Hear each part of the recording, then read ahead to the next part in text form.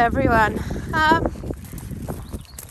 This is weird now because I have been filming a video like the day before it uploads, but I didn't film a video yesterday, so I'm uploading it the same day. Anyway, it just feels a bit weird. So there's a lot of discussion now about hip score in your dogs. So in the UK we call it hip scoring, and I can't remember what they call it in America, but basically you x-ray the hips and then the hips get graded to see how good the hips are and if they've got hip dysplasia or how likely they are to get hip dysplasia. So the lower the score, the less likely that dog is to get hip dysplasia. So Nala's been hip and elbow scored, Judith has been hip and elbow scored, both got really good scores. Pod and Aria will be hip and elbow scored when they're old enough, because they got to be a year old in the UK. I'm not sure what the rules are for everybody else. Dads, leave her alone. Lily and Disney, we didn't hip and elbow score. Helen and I did consider it, but the trouble with hip and elbow scoring is the older the dog, the more likely they are to have a higher score, and that's simply because there's wear and tear on the hip joints just through age. And hip and elbow scoring, it doesn't guarantee that offspring won't have it, because there are other factors that go into it. And I listened to a podcast recently, and there's research in America, and they are taking urine samples of like 6 weeks old puppies, then again at 6 months, then again at a year, and then they're hip and elbow scoring them after that. And the indication so far is they can predict whether that puppy will have hip or elbow dysplasia. So it's still in its like early stages of the research, and obviously that sort of research takes time because you've got to wait for the dog to age. But yeah, it's quite an interesting study because, you know, I've heard of breeders that they've kept a particular dog because they could see it was the best in the litter, and then when it's a year old, they hip and elbow score it. It's got rubbish scores, so it can't be used in the breeding programme. So if they can confirm their results at 8 weeks, 6 weeks or 8 weeks, then you wouldn't have wasted a year raising, training, showing a dog before realising it can't be used in your breeding programme. So yeah, very interesting research. We got Jude, Nala and Dad's following behind me. They're very chill because we were out for like 3 hours yesterday up the forestry again. So yeah, then the question is, do they need to be hip and elbow scored? They quite like to eat blackberries, these lot. And it's no guarantee that their offspring won't get it, because, for example, Nala's brother's got hip and elbow. He's got hip dysplasia. But like Nala's got a good score. Nala's two sisters have got a good score. Nala's mother and grandmother have been hip and elbow scored and got good scores. Yet Simba's got hip dysplasia. So obviously there's a genetic factor that means that they can pass it down even if they haven't got it themselves.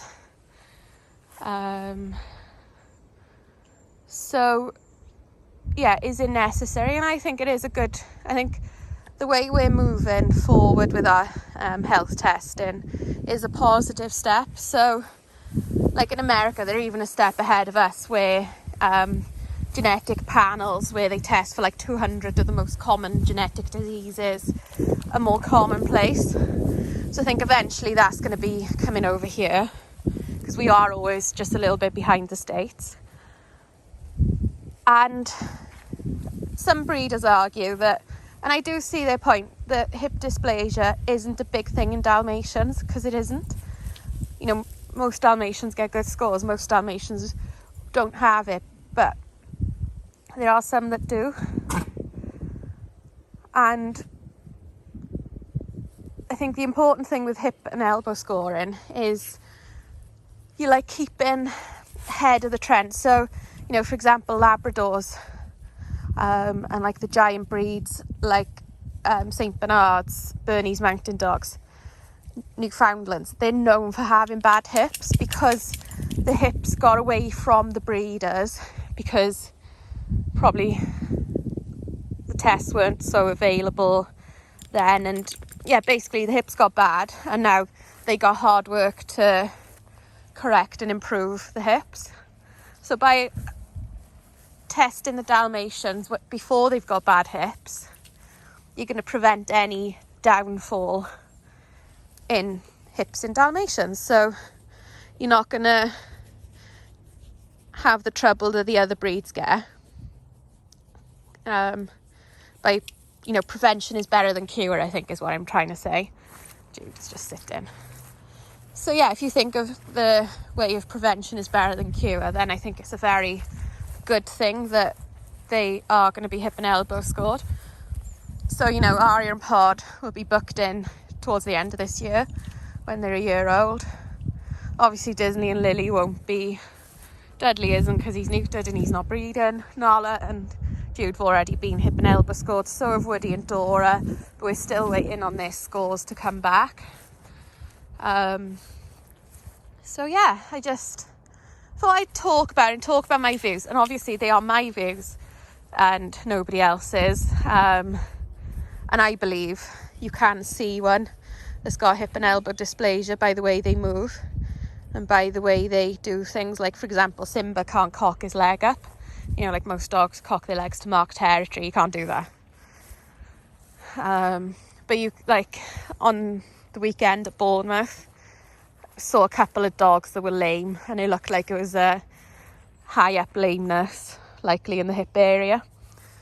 You know, I'm no vet, but years and years and years with horses, you can spot lameness. Isn't it, Aria? Oh, you're going to go through my legs here. She likes to go through my legs here and stretch and stretch. Oh, there's a lush picture of her. I put it up on the Facebook page and on Instagram page, but it's on the British Dalmatian Club website because Aria got Best Puppy Bitch at their show. It's a very pretty picture. I might even get it framed because I do like it. I might even send him a message and ask for the high quality copy, because when you just copy and paste from a website, it's not always like the highest resolution. But yeah, I do really like that picture. Oh my gosh, Aria, you've got to keep going through my legs, man. Keep going through my legs. Handsome boy, Puddy. Yeah, handsome boy. Yeah, they're all super duper chill today. I've got bedding arriving soon, so I can't be out too long because it's coming in a big lorry, and yeah, it's easier if they're out of the way. But yeah, Lily's settled in well. No issues. I think she's quite happy to be home and with all the other dogs. Yeah.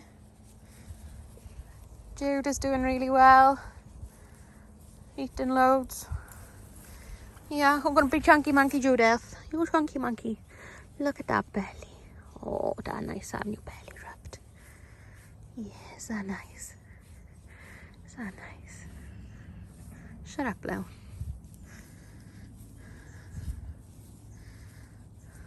Judith does like a little belly rub. But yeah, they're all wrecked because we've had 3 days of going for quite long walks. The 3 dogs the show, they have come for everyone. But other than that, I've mixed who else has come with us. Obviously Judith isn't, because she's, as you can see, just walking in the field. She's got to sit down and have a rest. So she doesn't come. But I swap between the others with who gets to come. because they don't need to be as sort of fit and muscly as the show dogs. And also because like when we go showing, they don't go for long walks, so I don't want them getting fit and expecting long walks every day when there's going to be days they're not going. So I don't want them to get like in the habit or the routine of going and then getting stressed or destructive because they can't go. None of mine are destructive actually, but you know, you just got to think ahead a little bit. Nala's looking nice and slim. Arya slimmed down a bit. She was getting a bit chunky. All my girls, as you all, if you've been watching for a while, know, they get chunky after a season. And then it didn't help either that I had a litter of puppies, because when I got a litter of puppies, I don't have as much time to take them for long walks and run them like they do. Also, she is a puppy, so she should still be reasonably restricted with exercise. This way, guys.